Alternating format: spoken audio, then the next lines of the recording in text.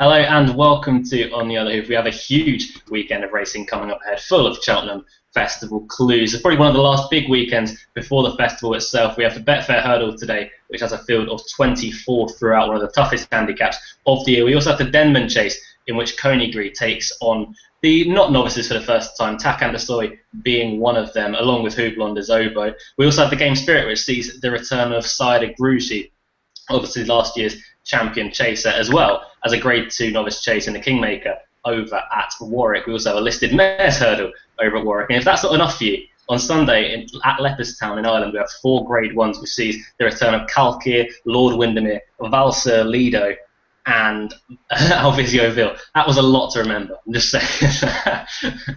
Now, we've got through that.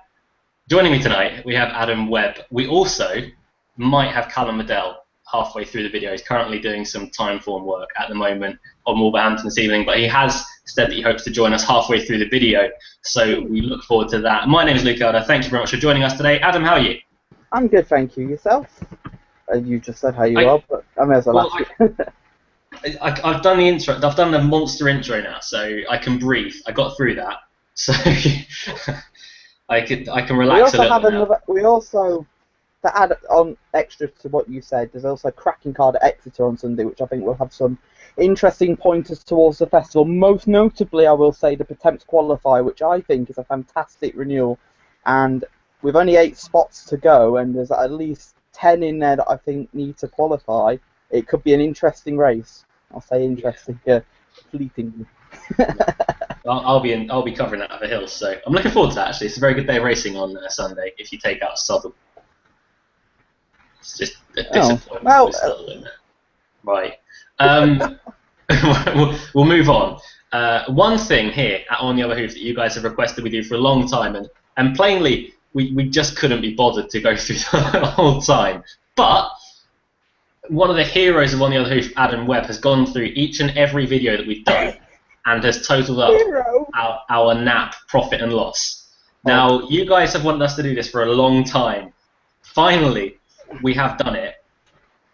And actually, what we'll do, we'll reveal that at the end, because what we want from you guys. You can contact us at On the Other Hoof here on Twitter, and we want you to tell us, firstly, your fancies, any questions that you may have for tomorrow's racing. We also want you to tell us who you think is going to be top, who's second, third, and fourth out of myself, Michael, Adam, and Callum. So give us that order.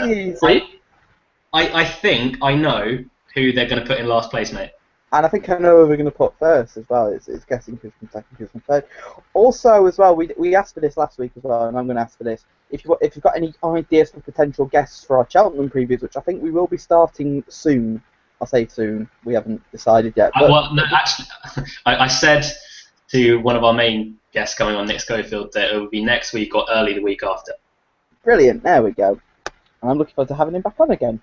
Yeah, so you can. Well, we'll be giving you updates every single day on when we plan on doing Cheltenham previews on our Twitter. That's at On the Other Hoof, and also on that you can send in any questions, fancies, and also who you think is top of the Naps table On the Other Hoof up until now from the start of the show. So we're going to start off with our previews though. The 150 at Newbury, the Betfair home of the Price Rush handicap hurdle over 3 miles, 110 yards. And a field of 13 go to post here, Adam. It's a competitive race as well, and one of our old favourites, Merry King's here. Yeah, I'm going to talk about him first, actually, because I'm going to have to say that after crabbing him quite a bit on these videos, he's in my shortlist for the Grand National. I just think his Hennessy run convinced me that he's a horse that could go really well at Aintree. I mean, he's obviously convincing of the same handicap chases, but he's in a wind-up, which I find interesting. My problem with him here tomorrow is that this is one, a prep, but two, his last time he ran over hurdles, he was on a mark of 122. Now, he's been reassessed to, well, not with his chase mark. His chase mark is in the low 140s, but here he's off 137. The positive is that Barry Geraghty takes a ride, but I couldn't fancy him tomorrow on the basis that he's £15 wrong with what he was last time he ran at a handicap hurdle. I think the stable do hold the key to the race with Milan Bound, who was second last time out, and given an interesting ride behind closing ceremony at Haydock, and some people feel that he should have won that day. Obviously, it was at a time when John Joes weren't completely right, and he ran well, and he's had a break since, and I think he is the one to beat here. I think he's off a lenient mark, and compared to Closing Ceremony, who is £11 higher, I think he'll find it tough here, whereas Milan Bound, I think, has got scope for improvement, and is definitely the one to beat here. I also will say that they won this race a year ago with Upswing. Now, they're not going to get Milan Bound into the attempts, but I could see him going to Aintree potentially for their 3-mile handicap hurdle if he goes and wins this comfortably, which I think he will do, especially with the yard back in form as well. The others I'd give a mention to, and it feels like a bit of deja vu, because this race a year ago I gave Ryden Pines a mention, and I think if he's ready tomorrow, and he has gone well he has gone well before in the past, off a layoff, and I think he could go well, although, brief warning, he could be a non-runner because he's also entered in that attempt qualifier on Sunday, and it depends where they want to go, and they're keeping their options open, but if he goes on Sunday, I could see him running really well, and he potentially sneak into the attempt. So, Milan Bound is your winner. I can see Ryden Pines running well if he turns up here. Yeah, I'm siding with Ryden Pines, so I do hope he turns up here tomorrow's, obviously, as you alluded to, second in this race off a £6 lower mark last year. That was behind Upswing, who's, at the time, is a very useful handicapper. He's going over fences this season. He fell at Cheltenham in the Albert Bartlett behind Verywood, and has progressed since that. He came third behind Billy Dutton, a decent third as well at Exeter, then went on to win at Chepstow. He was overdue a win as well. He's been in such consistent form for the whole of the season. But if he's ready to go, and off the back of a break, he does have a good record in 3 runs, finishing second, first and second. So he does go well fresh. I think Ryden Pines could go well tomorrow. He's still only a 7-year-old as well, so there could potentially be a bit more improvement to come in him. Closing Ceremony is one that I wanted to not pick on, but just give a quick mention to. A second last time at Warwick. I'm not sure the track at Warwick is really to suit him. He's very much a stamina-laden type. The track at Newbury, much more of a galloping course, may suit him, and it'd be much more a stamina test than it was last time, because he looked beat for all money a long way from home at Warwick. Last time out, and just stayed on in really gritty style. Aidan Coleman takes the ride for Emma Lavelle. I wouldn't have him out of it, but he will have to step up his game from last time out if he wants to feature. I thought he did really well, just to interrupt you, I thought he did really well last time out, because I was at Warwick that day and I thought he was on the first beat, and I thought, oh, he's going to fade and tail off. But to be fair to him, he stuck at it behind Join the Clan, who has obviously gone on improving since he's a well-handicapped horse. I just think here, against Milan Bound, I just think he's wrong at the weights, and he'll probably run well, but... I can see him going. He's probably a decent each-way alternative, I'd say. Yeah. But he ran well enough last time. I just think Newbury will suit him a bit better. We're going to take our first trip to Warwick now for the 205, the titanbet.co.uk Kingmaker Novices Chase. A grade 2 over 2 miles, won last year by the champion 2-mile novice chaser, Border Success. This year we have Vibrato Valtat in, who hasn't disgraced himself this year, whether a few Muppets were slating him a bit earlier on this season. He's answered all them critics, though. He's now won his last 2 in really nice style, and looks a thoroughly progressive novice chaser. Adam, I hate to say it, but me and you were 2 of the people who did doubt him earlier this season, and he has answered every single question that we've given him. Yeah, I mean, the last twice, Noel Feely has given him brilliant rides. I mean, obviously at Cheltenham, I think Sam Twiston-Davies, he even himself admitted that he got it wrong, but having seen what he's done in the past before, you'd feel that he was a bit of a rogue. However, now you look at it, he had a breathing problem, and the first run back, he wasn't going to be 100% fit, was he? But the reason we probably thought he's a rogue is because he's come there on the bridle, and when they've gone for him, that's when he's finished, he's blown up, needed the run. I was impressed with him at Kempton. I think that race isn't a bad novice chase. I mean, Three Kingdoms came out and won at Donny on unfavourable soft ground, and I think Three Kingdoms will be one for Aintree in the spring. I am going to take Vibrato Valtat on, though, with Top Gamble, who is a horse that his jumping is brilliant. All 3 starts of I mean, he wasn't as good as he can be at Newbury last time out, but the way he jumped round here on his second start in a novice handicap, then 5 down the back, he ping, ping, ping, ping, and ping. And if he does that tomorrow, and I know Vibrato Valtat is a good jumper, but he could have them in trouble just going down them 5 fences. He's a bold front runner, and Richard Lee at the minute, I mean, they're talking for time for him, and wouldn't it be lovely for him to have, I mean, he's got him and Mountain as their 2 main stable stars, I'd say, and it'd be lovely for those 2 and to have next fortnight 2 big winners for him because I like Mountainous for next Saturday's Grand National trial. Apart from that, King's Lad, he won at Ascot, and that was a weird race because he led and then he began to struggle and then dropped back and then came back again because the 2 leaders cut each other's throat in traffic for the lead, and I've forgotten the name of the other one, but he's interesting. Turnover Civiller, I think this is just a run for Aintree. I think he's one for the Red Rum personally. He ran in the race last year and he finally won over fences in the spring, but I don't know with him. I just think Aintree is his target, and Mr. Springpong should be outclassed. I think Top Gamble can serve it up to Vibrative Altat tomorrow.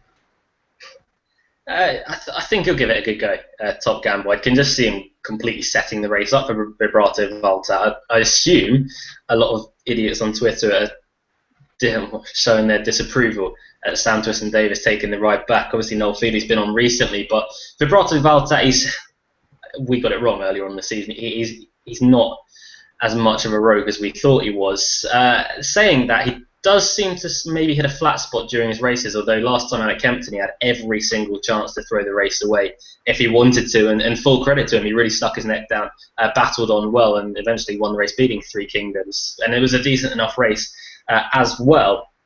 He comes here as a short price favourite, even money. I think he's proved enough now to say that you wouldn't really mind backing him at that kind of price. Top Gamble, though, will be the one that goes from the front and really tries to set the fractions and tries to get everything sort of off the bridle and cause a few jumping mistakes, because his jumping himself is absolutely fantastic. I think it'll be very hard to do with Vibrative Altat, who looks very much a very classy horse.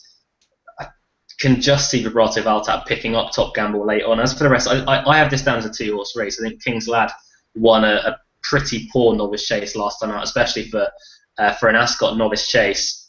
He's going to have to step up considerably, and I know Vibrative Altat's getting £3 to most of the field, £7 to others, but I'd be fairly shocked if Vibrative Altat wasn't good enough to win tomorrow, and probably Cheltenham will be the next stop after this. I imagine Arkle's probably the main case for Vibrative Altat. At least we know he's going to run in the Arkle. Yeah. I think he'll probably place in the Arkle. Yeah. There's not much that's going to trouble Undersow, is there? So. No, he'll get a really strong pace, courtesy of Undersow, but it depends how close he can get, really, isn't it? Exactly. We'll see. He's a very talented horse, as he's proved this season. And Vibrative Altat. We'll move back down to Newbury now for the second time this afternoon. For the 225, it's the Betfair Denman Chase, a grade 2 over 3 miles. The Denman actually fell in himself, I think. Oh, 2010. Oh. Yeah, it's rare. Fair enough. Harry Topper tops them here in the field. Union East, Double Ross, Houblon de Zobo, Coney and Takan de Soy are your 6.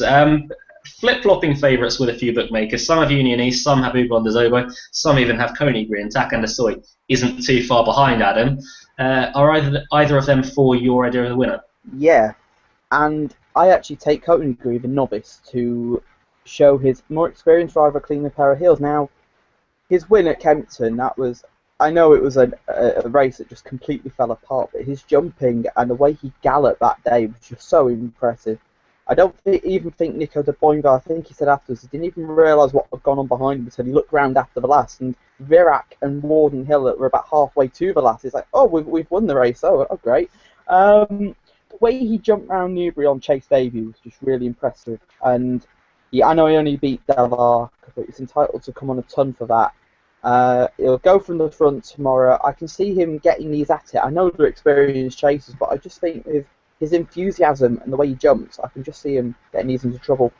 We'll talk about Union East briefly. They want to go for the Grand National with him. Now, interestingly, last time out I said that I feel that they should put cheek pieces on him.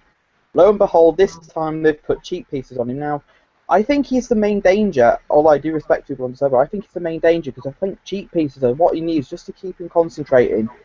If he wins tomorrow, you can say goodbye to Aintree because his weight will be too high, his mark's too high, although he will get compressed because he's one of those near the top of the weights. Houblon de Zobo, Aidan Coleman actually said this was his Gold Cup, but I just think he's vulnerable to a more progressive type in Coney as well. And he also gets a pound from him. Harry Topper, the jury's out with him. His jumping in the Betfair Chase was really disappointing, and the ground isn't soft enough. Takanda Soy, he's coming back. You can forgive his Betfair effort. I'm one that will crab the horse quite frequently, but you can forgive his Betfair effort. The horse wasn't right. 3 miles, we'll find out. I think we'll find out tomorrow if he truly gets 3 miles, because at the 2 mile 4 race around Wetherby earlier in the season, it definitely wasn't 3 mile 1. Double Ross, he'll probably refuse at the last. He doesn't get a yard over 2 mile 6. So I was baffled to see he got a Grand National entry. It was only horse entered by Nigel Twisted Davis. So if he goes to Aintree, I could see him. He wouldn't get very far out in the second circuit. Coneygree is your winner, and I hope to God that they go for the RSA, not the Gold Cup. I hope that they don't get tempted by the Gold Cup just because they win this tomorrow. Yeah. I'm just trying to look through pace angles in the race. Obviously, we've got Coneygree. Houblon des Obeaux can go forward, and Harry Topper as well is one that obviously won this race last year, but he can also go forward as well. I think Harry Topper might struggle a bit. It sounds weird to say, it's soft good to soft in places as we speak at the moment, but last year when he won it was absolutely bottomless, and that's really his ideal conditions for this kind of race, and he'd have a fair chance if it was heavy again tomorrow, but I think he might struggle on this faster surface. I'm with you, Adam. I'm with Coneygree, who I didn't knock his performance in the Feltham. I just think people got a little bit carried away with it by saying that it was an awesome performance when really the others didn't jump behind. You could argue that they came down, fell, made mistakes because he was going at such a good speed and setting such strong fractions while jumping well. You could say that he drew out the mistakes in him, but I don't know. I'd take that with a pinch of salt personally. Obviously, he's a very high class horse from his novice hurdling days.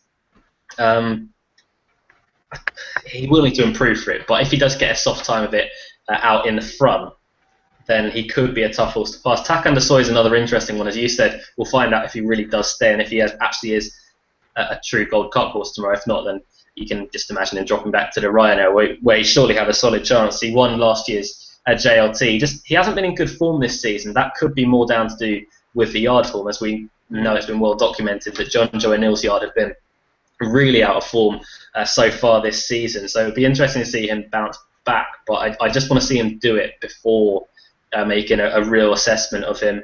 Union needs to improve. Cheek Piece's first time could bring that about, but again, he's going to have to find quite a lot more. And as you mentioned, if he wins tomorrow, then the Grand National is completely out the window, and he'd probably have to put his focus on the Gold Cup, if not swerving that and going for the bowl at Aintree may be a more viable option. Houblon des Obeaux is tough to win with. I absolutely adore the horse, but he's a very hard horse to get right and actually win with. But he's a very strong stayer, and he'll be thereabouts tomorrow. But I'm going to go with the novice against the horses a bit more experienced than him in Coneygree. I think he could just be a very, very classy horse amongst these. He's obviously got the choice of the Gold Cup or the RSA as well. So unfortunate that we're agreeing on that one, Adam. Not really. On Union East, if he runs in the Gold Cup and runs really well, I would cry, as I backed him at 66 for last year's Gold Cup and didn't even get a run. And he was out of form anyway, so let's hope he doesn't. I've got my fingers crossed. Well, it's the turn of the girls now at Warwick for the 240, the OLBG.com Mares Hurdle, a listed race of 2 miles 5 furlongs. Last year, Glenn's Melody won this, and this year Glenn's Melody is back to defend her crown. She's opened up 4 to 5. That doesn't look too short to me, Adam. How about you? I agree. I think she should be winning this. I'd say she'd win with her head in her chest, but the way she tends to win her races, she doesn't tend to win by far. So she may give her backers cause for concern. So I wouldn't say she'll win by far, and then she'll probably go into the Mares Hurdle where she'll run her race and probably be second or third to, if Annie Power turns up, or the Royal Destraval Morning Run. I think Morning Run probably won't turn up. The one that I have chasing home though is Emily Gray, who has shown some really good form this year. Actually, she was second to a Royal Destraval at Wetherby, and has since been chasing and has chased home some really nice mares in Vroom Vroom Mag and Highland Retreat. Coming back over hurdles at this trip, I'm quite interested in her for Chase Glenn's Melody home, especially because Mickey, Mayfair Music, Fairy Tale Theatre all just look real stayers, and I think could be done the potential turn of foot if it turns into a sprint. apart from that, there's not really much to say. I just think Glenn's Melody wins this, but it won't be as easy as. Although she's a short price, I don't think it'll be as easy. She won't win like an even money shot, is basically what I'm going to say. Probably win more like a 4-to-1 shot rather than even money. So yeah, she's the one to beat, and she should win. But Emily Gray will chase her home, I think.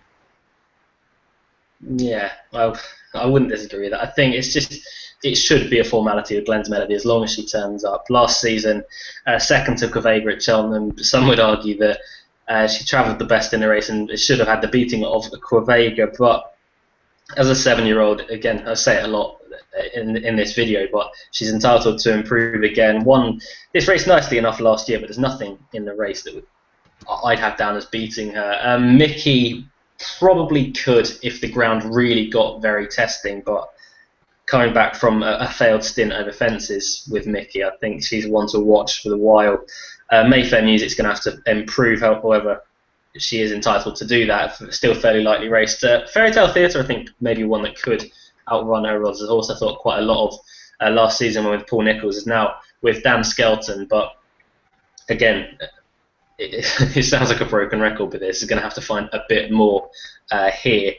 But you'd be seriously disappointed if Glenn's Melody was getting herself beat in this, and if she doesn't, then I can't see it being down to one of the others being better than her. I think it could be just down to the fact that she's underperformed on the day. So I think 4 to 5 is a more than fair price about Glenn's Melody tomorrow for the OBG Mares Hurdle at Warwick. Going back to Newbury now for the 3 o'clock. Probably definitely a race that I'm more looking forward to. One of the races that I'm looking forward to most in the whole day, the Betfair Price Rush Chase, or as me and you would know it, the Game Spirit Chase, a Grade 2 over 2 miles and a furlong. We're not going for the cash out chase this year, Adam. Thank God. No, the Price Rush is much better. No, neither. You told me off last year. I remember saying no, it's the Game Spirit, and you told me off because we had to mention the sponsors and all this. But it's the Game Spirit, and it always will be to me. So changing race names is. Yeah, any racing fan knows it's the Game Spirit. But there's a field of 5 that have been attracted here. Saida Gruji, last year's champion chaser, will be taking part. It's 5 to 6. The quote came out from Jamie Moore today that he'd be absolutely devastated if Saida Gruji got beat in the Game Spirit, which would signify that he is near back to 100%, if not 100%. For his reappearance, and will be going on to Cheltenham after this. Uta Zondra is taking him on alongside the rejuvenated Mr. Mole, who's been called many names over the years. He seems to have got his act together this year, though. Upsilon Bleu and Coringa Dancer are your 2 outsiders for the Game Spirit of 2015. Surely, Adam, this is Saida Gruji's race to lose. If he lost tomorrow, I would genuinely be gutted, because we need a star. And he was our star last season with 2-mile division. Yes, it was a weak division, but the way he did it, full marks for horse. And I actually, I'll admit, I admitted it in the blog, but I actually backed him I backed him for the champion chase because there was so much uncertainty. It is normally no bet, so if he does run badly tomorrow and they decide to call it quits for the year, then I get my money back. But I just think, because the division lacks a star, and the way he did it last year, he was just the horse that just stood out on his own. I hope he wins tomorrow. We need him back to the form he was last season. I know at Sandown at the end of the year, he wasn't at 100% because he only just beat Pete Rose. He beat him by about 4 lengths, but we just need him back, and I hope he wins tomorrow.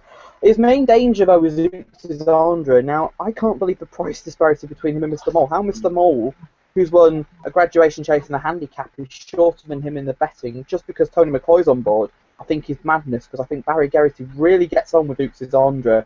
The ride he gave him in the Schlur where he beat Wait. Mm-hmm. Are we talking about Barry Geraghty riding a JP McManus horse better than Tony McCoy? Have I heard that before? Yep, you have heard that before, yeah. I don't know. Carry on. Yeah, he gave him a really good ride in the Schlur chase, and then you can forget his last running on. It's just nothing went right. It was a disappointing effort. Now I think he'll be back, and I think he's the main danger to the side of the Gruji tomorrow. And I think he will go for the champ. I think both of them will go for the champion chase. I think Mr. Mole is another. He's rejuvenated now, and he won the same handicap chase that Masterminded won. Off, I think, the same. No, he's off a £2 high mark. So if he's going to show that sort of improvement going in the champion chase, I'd be shocked. But Mr. Mole's better than Masterminded. No, no. He's a reformed character, yes. Is he as good as Masterminded? No. The other two, Upsilon Blur, he won really well in the Castlefin over Christmas, and he deserves a go here, and they've come for some prize money. And Coringa Dancer, he caught the eye at Cheltenham in November on ground that I didn't think he'd like, and he was still going well enough when he unseated Noel Feely. And he ran well enough at the track last time out, and I think this is just the prep for the Grand Annual for him.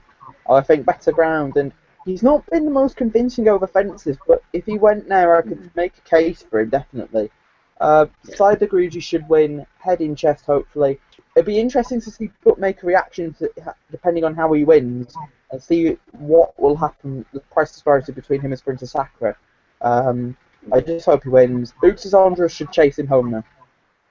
Yeah, just going back to Coringa Dance, I completely agree with that point. I think he's got a huge engine. I think he's a very talented horse, but things just haven't really gone his way over fences. A few mistakes have held him back. He doesn't make a mistake at every fence, but when he does make a mistake, he really does hit that fence quite hard, and that really does stunt his improvement over fences. So he's one that could outrun his odds tomorrow, but you'd be surprised if he could get involved in the placings. Side Grugy is the obvious one. He was absolutely brilliant last year. You mentioned beating Pepite Rose by only 4 lengths in the Celebration Chase last year. Obviously, he did it well enough, and Pepite Rose isn't anywhere near this class. She's a very good yardstick in her own right, don't get me wrong, but that was just one race too many for him. The real Side Grugy was at Cheltenham, when he absolutely destroyed a champion chase field and proved that he was one of the best 2-mile chasers around. We've obviously had the disappointment of Sprinter Sacra already this year when he got beat by Dodging Bullets, and at the moment you'd have to argue that Dodging Bullets looks the one to beat if Side Grugy doesn't come back tomorrow. I hope he will, and I think he will. He's by far the best of these 5.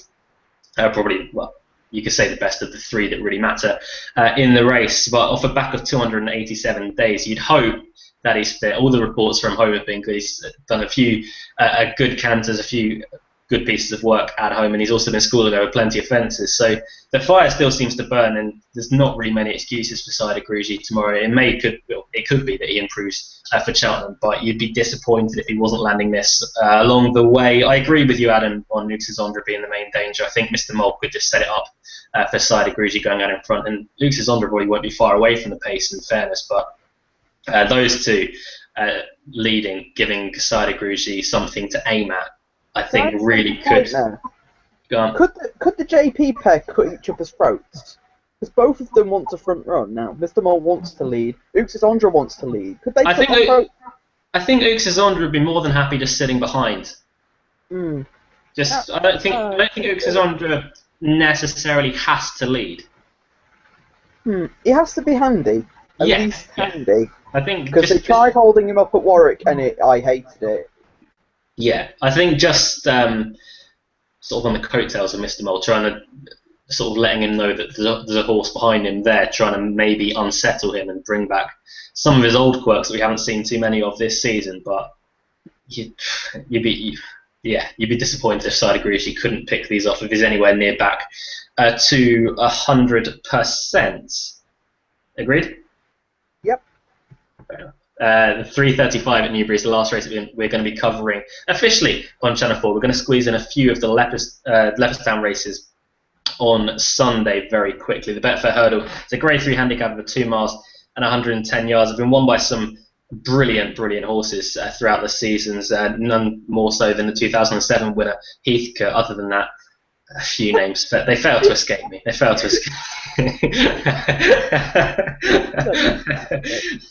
course I can. Do you enjoy your Christmas present still? Oh, brilliant. It's still in my laptop, it hasn't left. Obviously, Heathcote the best winner, but we've got a few minor winners by that. Splash of Ginge won it last year, My Tenor Are Yours before that, even Zarkandar has won this race as well, so a fairly classy roll call. We've got a few unexposed types in here tomorrow, Adam. 24 runners. Good luck. Thank you. I love the Betfair Hurdle is one of my favourite races of the year. It's one of your I know it's one of your favourite races of the year, formerly known as the Schweppes, the Coke Gold Trophy. Where to start? It's such a difficult race. I mean, you start at the top of market, Calypto and Activio. Calypto, he ran well enough on his return at Cheltenham, but it's obviously transport, but he needs a wind up. because he couldn't basically breathe going up the hill. And you could argue that Sam Twiston-Davis went a bit too soon on him around the hurdle track at Cheltenham and allowed Tiger Roll to reel him in. It's interesting that they're throwing everything at him tomorrow. They've got the tongue tie on, they've got the hood on. I don't know, it's just... He's well handicapped, I will say that. But can he win a Betfair? I'm not convinced, personally. I think the price is skinny enough. I wouldn't doubt Paul Nichols. I think he's obviously won the race Zarkanda, and he's compared the horse to Zarkanda. But I'm just not sure myself. Activia, I think he'll need the ground a little bit softer. I know I said that on Ladbroke Day. It could ride really dead, so it could really suit him. And I thought he should have won the Ladbroke, but it wasn't his fault. He made the mistake at second last. He's jumped it too well, and he's just landed, and he's landed awkwardly. What's the main case for Activia? What's the main case for him? Yeah. What do you mean by that? Come on. I don't Come on, what's the main case for Activia? What's the main case for him? Grade number 5, isn't it? Oh, for God's sake. No, oh, fine. He's a certainty then. If everybody's listening and follows Luke's trend of grade number 5s, then he's an absolute certainty. No, he's a crack in each way bet.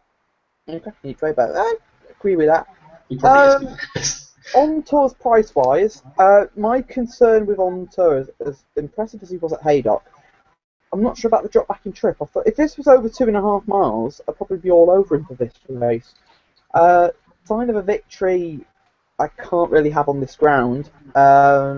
He wants good ground, and Nicky Henderson was complaining earlier in the week, but today I think, he wants good ground for sign of a victory, and Vasco de Rontre is badly handicapped, so you can rule them pair out. One that I do like is Facina Rustico, who is 2 from 2 this year for Dan Skelton, and has just looked a different horse altogether this year. He won at Bangor and Newcastle, and he's a type that's crept into this race, and I just think he's a very well handicapped horse. Luke talked about Jolly's Cracked It, it's one of his main fancies. The other one that I do like, and he's 33, and I know he won a Grade 2 last time out, and it's probably a Grade 2 in name, but Aso, who won at Haydock, ground won't be a concern to him. He can be ridden handy, and although it was a Grade 2 by name, and it was probably not the best Grade 2 you'll ever see, I thought that the performance from Aso that day was really impressive, because on Haydock, real Haydock heavy ground, he wasn't stopping that day. Just as a little off note here, I'm going to defend Haydock now. At least on their heavy ground, horses actually finish their races, unlike at Foss last week, which was a complete farce, and I just hope that they never have a West Wales National there again. Yeah, but Haydock, sometimes their good ground is heavy. Yeah, but at least they still finish, though. At least they're not... Well, they will finish tired, but they're not going to finish like out on their feet, because that was not sport lunch. That was horrible, yeah. Yeah. But Aso, for me, I mean, he finished that race at Haydock, but he looked to have plenty left in the tank, and he came back into the winners' enclosure. He wasn't blowing at all. Obviously, there's going to be... The form of that will be stood up with Huey, who runs in the third beforehand race. But I'm quite sweet on him, because the last couple of years, apart from Zarkanda, you've needed a novice, an up-and-coming progressive novice, and both Facina Rustico and Aso, for me, are two that tick the box. And I know John has cracked it as well, but those two just stick out more for me.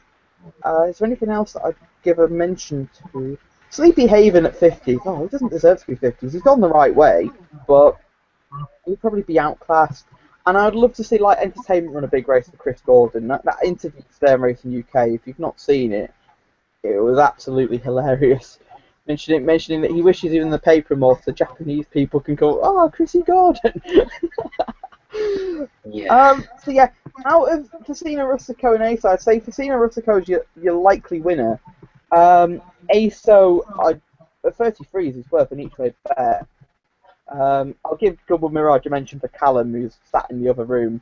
First time blinkers, no, not for me. So Facina Rustico and Aso.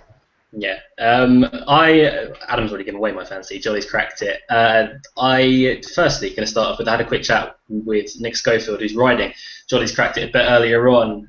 Just asked him what he thought of it. He said he's looking forward to the ride. He schooled well this morning, which is one of the main things, because he's had a few jumping problems in the past, and he said he feels in good order. He thinks he'll run a big race, which isn't really putting you off at all, is it? But Jolly's cracked it's been very progressive since leaving Gary Morseyard, going to Harry Fry's. running 1 bumper and 3 novice hurdles. He won the first of the novice hurdles at Ascot.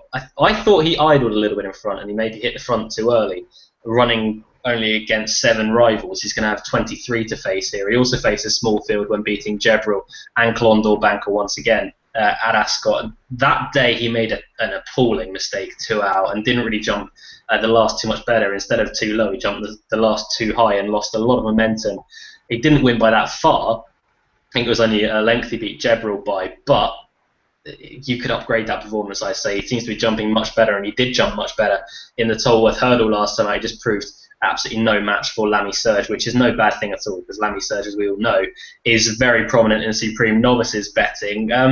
Personally, I think that the bigger field is going to be sort of playing to his strengths. So he'll be able to get a bit of cover, he'll be able to settle better, and he'll also be able to pass a few horses when getting into the race, because I just feel that 2 out of the last 3 times he's been left in, you can't really judge the Tolworth Hurdle run because he just bumped into a much better horse, but at Ascot both times I just thought he was in front a little bit too soon. So hopefully they play a bit more of a waiting game with Jolly's Cracked tomorrow. He's obviously a horse with tremendous amounts of talent. I think he's a much better horse than 140 suggests. The only worry is that this race might come a little bit too soon. He's still a bit of a baby and he's still got a lot of growing to do. He's a big, raw animal, but if he can take a step forward off this fairly lowly handicap mark, then he should be making his presence felt. The rest, Calypto is the obvious one, really. He's come back from this breathing operation. We'll see if it's worked and had the desired effect. Tomorrow, I was a huge fan of him as a juvenile hurdler. I still think to this day he'd have won the Triumph had Darryl Jacobs' iron not snapped off and he had to ride the last 3 or 4 furlongs rodeo style. But moving on from that, I think he's got to have a chance tomorrow. He's been absolutely mapped out for this race. Handicap mark of 143. He could still be a great deal better than that. He's another one in this race. I think his future may lie over fences, but he should be competitive tomorrow. Activio, again, he's been put up, was it £6, isn't it? £6 for finishing 3rd in the Ladbroke. That seems fairly steep, but he still doesn't look particularly badly handicapped off a mark of 143. 7 to 1's a fair price. He may go well each way, but it's not really the type of each way bet you really want to be having in this kind of race at 7 to 1. I completely get why price-wise it's gone for On Tour about 10 to 1 off a mark of 138. He seems thoroughly progressive. The one worry I have with him is that he may need a little bit further, but saying that this isn't going to be an out-and-out speed test. The stamina will come into play late on, as they do race a long way from home at Newbury. Violet Dancer is one that's coming for support this week for Gary Moore and Josh Moore. I just want to see him over 2.5 miles in a handicap, probably on better ground as well. Not saying he's not going to run well tomorrow, because last time we saw him over hurdles, he was unlucky not to win. He got outpaced at the top of the straight at Kempton, and he closed very, very fast at the end of the race, but does need a step up in trip. If they go a strong gallop tomorrow, then that'll play into his hands, but he does need to step up again. He's since been beaten in a maiden on the flat at Lingfield, which seems the preferred jumpers route this year through Sergeant Reckless as well. 2 more to mention. Amore Alato is one that I still think is fairly well handicapped. I don't think for this race tomorrow Lizzie Kelly takes 7 off, which makes life a lot easier, but he's got to improve again. I don't think the softer ground is really going to be in his favour either. And Balgari, who's one that I've mapped out for the Imperial Cup at Sandown, so I'm hoping Balgari doesn't win tomorrow. You remember in the Ladbroke he went a suicidal pace early on, and really that was his race run. He's gone up £5 since finishing 2nd at Sandown last time, which could be a bit harsh. Tom Scudamore wasn't overly hard on him in the final stages, but he does still look a horse that is capable of better still. All in all, this year I think that the Betfair Hurdle promises to be a very, very good race. We may not have any champion hurdle contenders, whereas we have in the past a few years, but there are a few that definitely promise to be a lot better than they've previously shown. I think that's fair to say, Adam. Yeah, I'd agree with that. Yeah, and actually, we should mention one for Callum. I assume, Callum, you're not coming in for Sleepy Haven? Sleepy Haven? No. Right, Callum's going to come and tell us his fancy, because it's 50 to 1, and I want to give him the glory for it. Yeah, that's a good idea. Enter Mr. Caldog. How's the video been? It's been brilliant without you, mate. Yeah, Good. An absolute flying. Yeah, your fancies for the Betfair Hurdle. Yeah, thanks for that. That would help. Yeah, Calypso. I've been deliberating this race for quite a while. Calypso, a horse I've been a big fan of for a long time. Could just be the day for him tomorrow. Dropped down a good few pounds in the handicap. Had a few problems, but everything possible is on tomorrow. Hood tongue tie, coming off a break. He could just be too good for this lot. But Sleepy Haven at 50-1. Frost has won its last two. I know he's got to improve bundles again, but the form last time isn't too bad. I just think it's a bit of a mockery being 50-1 on a horse that's won its last two, to be honest. And the Hutch factor. And the Hutch factor, yeah, which helps. Bar that. Activion's gone up £6 for a third, which I think is really harsh. Faschino Rustico, again, could be a real fly in the ointment. I don't think that novice form is too bad at all, and this has been the plan. It's a really good race, isn't it? Yeah. On Tour is another horse I like a lot, but I'm not fully convinced how much he finds off the bridle. And also stepping down in trip, I think, is an issue for me. I know it'll be a stamina test, but his improvement in form is coming at 2.5. So Jolly cracked it as well. I know you like him, but don't think he's got it in him. I think he's a big baby, and he doesn't deserve that mark. You're a big baby. Based on what he's done, he doesn't deserve that mark. So yeah, the two for me are Sleepy Haven and definitely Calypso. Thank you for that. We'll get you back in for your nap in about 10 minutes. Calypso. Your nap's going to be Calypso? Yeah. Well, you've given that away far too early. See you later. Anyway, that was Timeform's Callum Adele giving us his wrap on That's the first time it's ever happened before, and that could happen again. Thank you to our special guest, Callum Adele from Timeform. Sadly, he had to leave us to go do proper work. What we're going to do now, we're going to quickly look at the Leopardstown Grade 1s on Sunday. This is your last chance to get any questions, fancies, or anything else that you may have in for tomorrow's racing, or indeed Sunday's racing. We've already had a few in. We appreciate a lot of you have been watching the rugby. The views have just gone up, so I assume it's near or is half-time in the rugby. So we apologise for being on at such an inconsiderate time this evening. But any questions, fancies, and also who you think is going to be top of the tipping table, because we have worked that out now, and on the other hoof, and who you think is going to be last. It's Adam. A bit later on, but we're gonna start off with the juvenile hurdle, the Grade 1, where Cal Keir looks to get his season back on track, Adam, after a defeat on Boxing Day. This looks like a winnable race for him, doesn't it? It does, but I think the price is skinny. I will admit that. Yeah. Especially with Vercingetorix, not the horse that won at Maidan a couple of weeks ago. Yeah, it's the same one. He got shortened for the I can't believe he got shortened for the Triumph Hurdle. It's the same horse. Yeah, if it was the same horse, wow, it's multi-talented. It's the same horse, I'm telling you. Well, you think that, okay? There's a horse from South Africa called Vercingetorix, the horse in Ireland. You think that, and if it wins the Triumph Hurdle, hey, who knows? Are you telling me that the Adidon that ran in the 1,000 Guineas the other night isn't the same Adidon who's a 10-year-old chaser and hurdler in Ireland? I think you're wrong. No. Yeah, carry on anyway, Cal Kitt, the reason I think he got beat over Christmas, I didn't really think he handled the ground that day. He's not the biggest, and I just felt that the ground that day wasn't to his liking. Back on a better surface, hopefully he'll go and cement his Triumph Hurdle claims, because we need a horse coming out from Ireland, I'd say. This is actually a really good trial, because Arconnor won this race 2 years ago, went on and won the Triumph. Tiger Roll was second to Guitar Pete, went on and won the Triumph. So this is a good guide towards the Triumph Hurdle. So give this race a second look. And one I will give mention to is Petite Parisienne, who got beat on debut by Chatham House Rule, but Brian Cooper has admitted afterwards that they gave him too much rope, basically, and they really like her. So I can see her going well too, but Cal Keir should be the one to beat.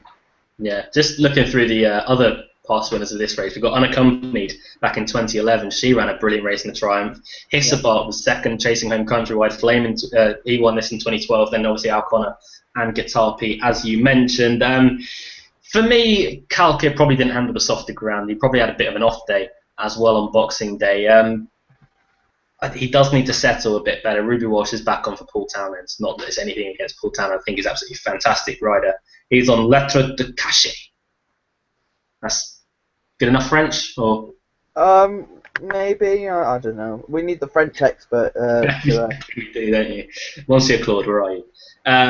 Cal Kitt, he should be taking a lot of beating. Whether you want to go in at 11 to 10, that's completely up to you personally. It wouldn't be for me, but I'd expect him to win. Versing Getterix is obviously, it's a long way to come back from Maidan, so he'd have to overcome that.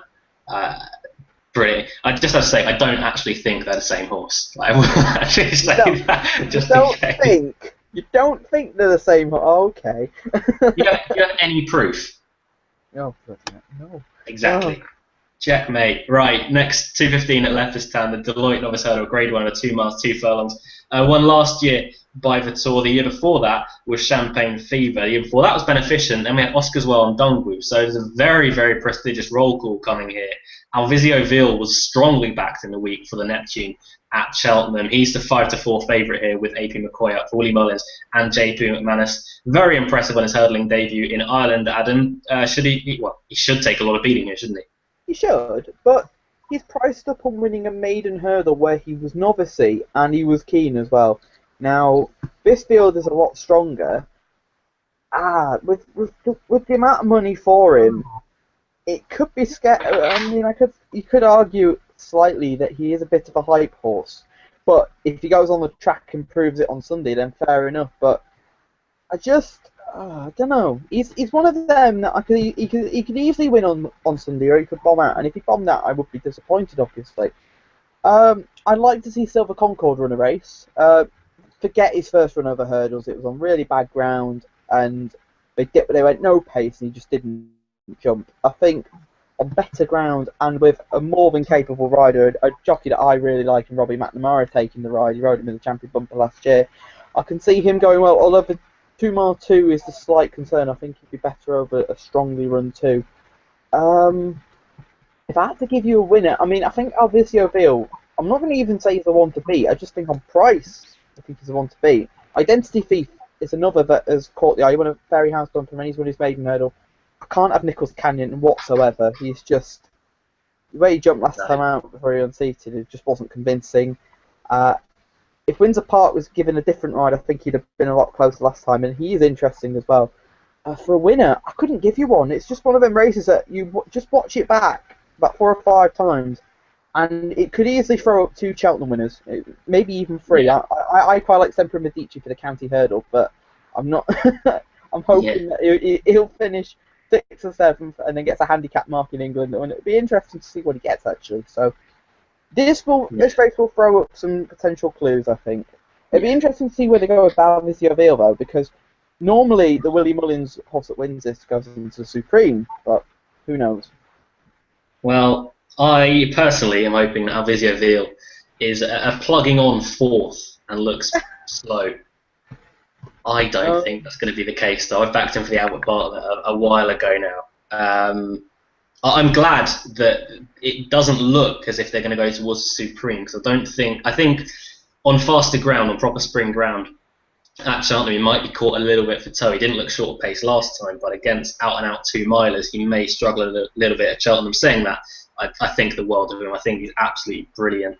Very, very talented horse, and he should take a lot of beating on Sunday in the Deloitte. As for the rest, McKinley, I'm surprised they've come down in trip with him. I thought he shaped much more like a stayer, so we'll learn a bit more about him come Sunday. Nichols Canyon, I completely agree with you. 5-1 is an absolutely rancid price. He's a Grade 1 winner, but by default, possibly, because sadly we lost his stablemate, Ale Colombiers, in the same race. And Callum was shouting through before the video that he'd be 130 rated horses in that race, so he needs to improve considerably on that. I just think he's a flat horse that hasn't really taken that well to jumps, and he's got a long way to come if he wants to be a true Grade 1 performer over hurdles. Not saying he won't, because he's obviously got a big engine. Silver Concord is one that obviously won the champion bumper last year. Disappointed a little bit last time out when 1-3 other things didn't really go his way, so he looks to refined himself here probably before going on to the Supreme Novices once more, but I for one would be very disappointed if Alvizio Ville was getting beat here. But hoping that he's staying on 4th and shapes as if he's a 3-miler. Whether that will happen, I'm not 100% sure, but Alvizio Ville For me, the 245 at Leopardstown would be the Flogus. Flogus. Right, okay, if you say so. The Flogas Novice Chase, Grade 1 over 2 mile 5 furlongs. Valsalido is your 11 to 10 favourite. Yet again, another Mullins horse that heads to the market here. And this festival of Grade 1s. Brian Cooper taking the ride this time for Gigginstown. And we have to mention 3 Grade 1 favourites for Mullins so far. 3 different owners, 3 different jockeys. Yeah, I think the Valsalido should be winning this. I mean, he was really impressive in the Drimmore.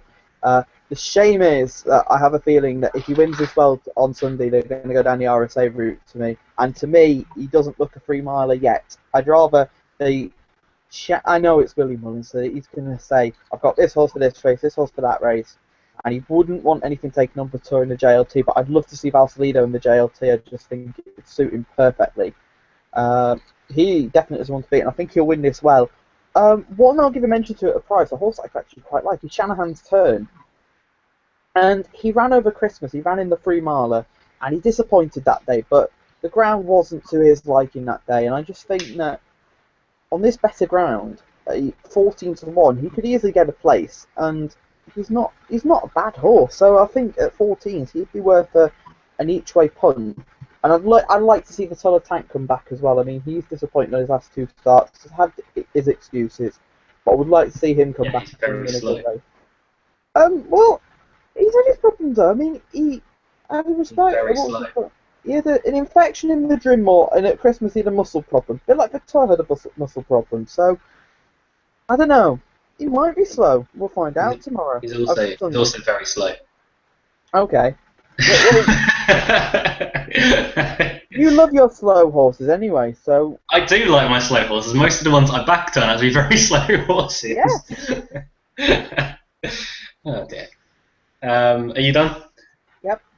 Right, good. It's going to take a lot to be Valsalido. I think he's really set a good impression on what he's done so far, but I'm going to get slated if I sit here and put up 3 favourites in a row, especially short price ones in Grade 1. So I think Valsalido is the one that we can possibly get beat. What with? I'm not 100% sure. I think Le Vent d'Antan could go very well. He's completely not bred for this whatsoever.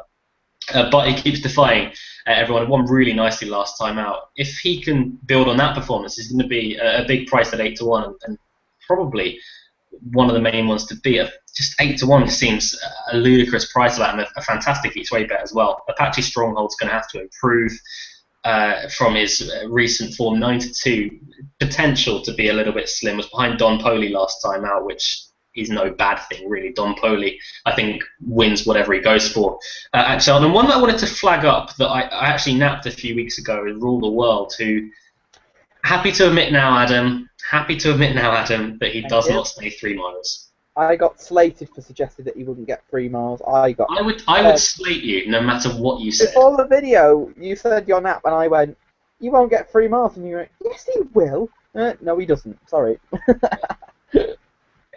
He doesn't really get 3 miles, but over 2.5 or 2.5. If he sorts his jumping out, 16 to 1 could be a big price. So again, he'd be an each way play. Le Vent d'Antan probably would be my idea of a bet if you wanted one. Valsalido is going to be a very tough nut to crack though, so it's a good race for me. Probably going to be more of a watching brief, but a good race nonetheless. We move on to the Hennessy Gold Cup at Grade 1 over 3 miles. That's the 350 from Leopardstown. A field of 8 this year. On his own was second in the Gold Cup last year, Adam, at Cheltenham. He is the man of Ruby Walsh here, who's chosen him over Boston Bob, and 3 to 1 seems a fair price? I don't know. Just because I think the better... I'm surprised he's chosen on his own, personally, because on better ground here, I take Boston Bob to beat him. So, and Paul Townend is no negative to Boston Bob. I mean, the ride he gave him at Aintree was one of the best rides of the National Hunt season last year. Lord Windermere is one that we both like for the Gold Cup. I know he won it last year, and I was fascinated to see him get a Grand National entry. And shockingly, he won't be top weight. Many Clouds, I know Many Clouds won't run, but when the weights come out in a week on Tuesday, he won't be top weight, which I know Long Run wasn't last year, but I'm trying to think of a Gold Cup winner that then the following year was entered in National and wasn't top weight. It's just a bit ludicrous, really. The one I don't know what to go for. I'd probably say with Boston Bob. It's just one of them races where it's a game you're going to look at and I don't know what to go for. So I'm going to put Boston Bob up. I would like to see Home Farm run a good race as well. He fell at the first in the Lexus, and he's also got a Grand National entry as well. And he was one I liked as a when he won his beginners chase and ran in the Irish National. He looks to have been laid out for that, and he was third that day. And he's always promised to win a big staying handicap chase, and I wouldn't be surprised if he came over to Liverpool in April and ran a really good race. But I think Boston Bob's your likely winner. I just wanted to allude to something about Lord Windermere. I'm a big fan of his for the Gold Cup this year. I can't for the life of me remember who said this, and I wish I could, because it's a fairly decent point. His record at Leopardstown isn't that good. It's not brilliant on the, but it's not brilliant on the whole. He's come fourth in his first try here out of 7. Then he won a beginner's chase where if he didn't win it, you'd be very, very worried. He beat Sonny N by 5 lengths, which you'd hope he'd be beating him by a bit further if class prevailed. He then came second to Texas Jack, who again you'd hope he's beating on his day. He came 7th to Bobsworth. Then he came 7th to Rose to Riches last time out in the Lexus. So he also came 6th to last instalment as well. So his record really isn't that good around Leopardstown. Whether it's just he doesn't like the track, whether it's Jim Colotti's leaving a little bit on him for the future, and ideally Cheltenham. Obviously he's won the RSA and he's won the Gold Cup now. He's definitely a watching brief come Sunday. I'm not surprised at all that Ruby Walsh has chosen On His Own over Boston Bob. I think he's by far the classier horse of the two. Boston Bob still is a little bit in and out for me, and On His Own would be my idea of the winner come Sunday. Obviously, the ground that you've mentioned would be a little bit of a worry, but I just think he's a much, much classier horse than Boston Bob. Boston Bob won the Punchestown Gold Cup last year, and On His Own, he's just got a much better level of form than Boston Bob has. Not saying that Boston Bob can't improve and he can't show a little bit more, but On His Own just seems a better horse all round, really, and you can't argue that much with it, really, can you? Yeah, I can't. Well, my problem with On His Own is that I think he's better right-handed as well. At Leopardstown over Christmas, he kept jumping out to the right. Now, how much ground he gave away that day, I don't know. If it had been right-handed, he'd have probably won. So. And I actually think you could argue that On His Own is in and out as well. I think both Boston Bob and On His Own are both in and out horses. And you never know, both of them may not win. I mean, Carlingford Lock I did consider, but John Keeley's horses haven't been running that well. And it makes you wonder if there's something up with the yard. Foxrock is a handicapper, so if he won this, you'd be really disappointed. They're probably supplementing for the Gold Cup. Fair play, but he's a handicapper, essentially. So is Home Farm, but I like to see him run well.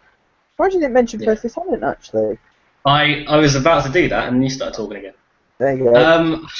I said to Callum and got slated earlier in the week that at 16-1, First Lieutenant is a blinding each way bet. I think a few have come out of the Hennessy, and it's not as strong a race as it looks, especially if, as we alluded to, that On His Own and Boston Bob maybe have an off day. First Lieutenant is fairly consistent if you look through the whole of his form. I'm still annoyed that he hasn't been allowed to run in a Gold Cup, not like Mouse Morris to choose the race for that, but let's not go into Bailey Green again. He's got a Grand National entry as well. That would be horrible. That would be... He jumped well around there. Give him his credit, he jumped well around there. Remember that leap in the Hennessy? Imagine that at the chair. He'd get over it. Yeah, he'd jump a house, in fairness. But he's very consistent on the whole of it. Good ground is going to be more of a help to him than a hindrance, whereas some of the others might be inconvenienced by it. On His Own probably would be one of them. He's a very strong stayer. If they can get him out in front with On His Own, he could take a bit of catching here. Coming back into it, you've obviously got the horses that need to improve. Foxrock, I think, is a ridiculous price at 6-1. He needs to show a hell of a lot more before he warrants that kind of price in this race. Home Farm again needs to improve. Texas Jack, this isn't good enough on the whole of it. He's a good yardstick, but nothing more than that. Carlingford Lock, or as we like to call him, Clellerford Law, again needs to show a hell of a lot more in this sphere. So you could do a hell of a lot worse than First Lieutenant at 14-1. I think he could be a storming each way bet. Come Sunday. I hope.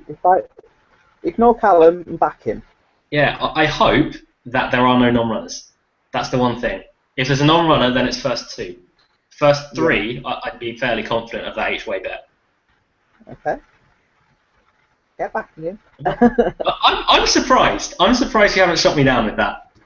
No, he needs to come back.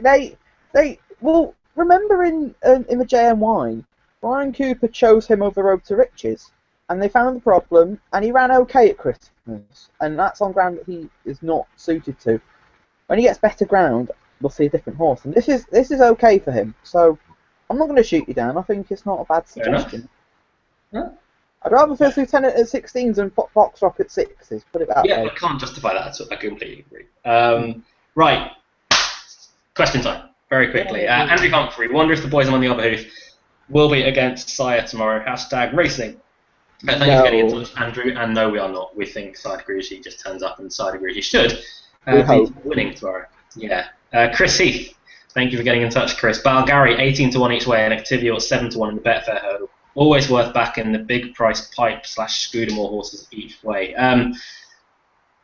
Possibly. I'm hoping that Balgary runs another eye-catching race tomorrow and goes on towards the Imperial Cup. That's the race I laid him out for, in my mind. Anyway, I'm not great at that, but the Imperial Cup was the race that I had in mind for him after the Ladbroke. Personally, Activio, it's a fair enough shout, isn't it? You can't really argue with Activio. I can't forgive that ride on Balgary in the Ladbroke. That was just brutal. Oh my word. Kai Wills, the ever-present Kai Wills. Thank you for getting in touch again, Kai. Altior in the bumper at Newbury. Your thoughts on that? Have you looked at the bumper, Adam? I have. It's a good bumper. Altior, well, he won at Market Race in the end of last year. I actually quite like one in that bumper. Barter's Hill, I quite like. He's overpriced. And I think he's won his 2 bumpers, and I think he's interesting tomorrow. In fact, most of them are interesting. It's a bumper that you will just watch it a couple of times, take a few notes, and some of them will be smart novice hurdlers next season. Fair enough. Then Kai goes on to say, do you think Avizia will win on Sunday? I do, personally. Adam is not... the jury's out with Adam, I think it's fair to say. Jury's out with me, just because you get this with Willie Mullins horses quite a lot. You get hype, and then there's lots of hype, and I want to believe it with the visual impression I get. He's only won a maiden hurdle, so I don't want to get carried away yet. I think he's a lovely horse, but I don't want to get carried away yet. Yeah. But yeah, I think Avizia wins tomorrow and then wins whatever he goes for at Cheltenham, hoping. Huh? Wins tomorrow? Oh, what? He's running a day early, is he? We've got just under 3 hours left of Friday, so we'll go for that. Adam Ward was complaining that we're on at the same time as the rugby. Our apologies for that, but he did mention that he does watch this show every single week, so thank you for that, Adam, because he wants to know what Adam Webb's naps are so we can avoid it. We'll get to that a bit later, but he did have a winning nap last week. Yay! Good old Ned Stark. Next year's Hennessy winner. Matt Nuttall, I fancy Light Entertainment to run a huge race at 20-1 off a low weight. Also, Chieftain's Choice is worth a second glance. Good luck with that. Matt, Light Entertainment obviously won at Cheltenham recently on Trials Day. Probably need a little bit more here, but he wouldn't begrudge that. The Yard are in very good form. Chris Gordon had a winner today. Sam Boswell. Calcare had to run on horrible ground the last day, in brackets. Really, really bad. You can ignore that run confidently. I'd agree. I'd agree. And plus, fiscal focus, it's not a bad horse to be behind if you're going to lose to one, is it really? Yeah, I mean, fiscal focus. He came out and ran all right in the Champion Hurdle. Irish Champion Hurdle, that is. Yeah, exactly. Bad race. Poor misguided fool. Or Gary Woods, as we know him. Chucked a few quid at Force Family Fun in the Betfair Hurdle. A long-term target, plenty to come. A stable one with a similar type, overpriced. Not for me, Gary, but fair play. If it wins, fair enough. He's not one I genuinely consider. He probably wins now. It's like Garza Victor in the Greatwood. Oh. Private Sean's got in touch as well, saying Spring Hill has a very good chance for the national. Yeah. Well, you shout to Callum behind you. Callum would agree with him. Callum, Spring Hill, national. If he stays, yes. He does. He's got severe worries about him staying. Well, he's What- stayed all right in what- the bet 365. So One of Callum's quotes was that last year up the Cheltenham Hill was running on empty, and Cause of Causes was catching him very, very quickly. Fair enough. I thought he stayed on all right. He didn't reply to that. That's my thought of it. But Callum's been slating me for a long time for that view. He hasn't heard it, so you can watch that back later on. But that is exactly what Callum said. He thought he was running on empty at Cheltenham, and it wasn't a very good performance. That's question time, right? Adam, nap table, please. Nap table, right. I'm not reading it all out because we're here till Christmas. No, right. just read out the end results. Okay, I'll do it for the main four because we've had other people on as well. They're all From in last mine. to first. From last to first. Well, in fourth place it's me. In third place it's Callum. In second it's Michael, and you're the winner.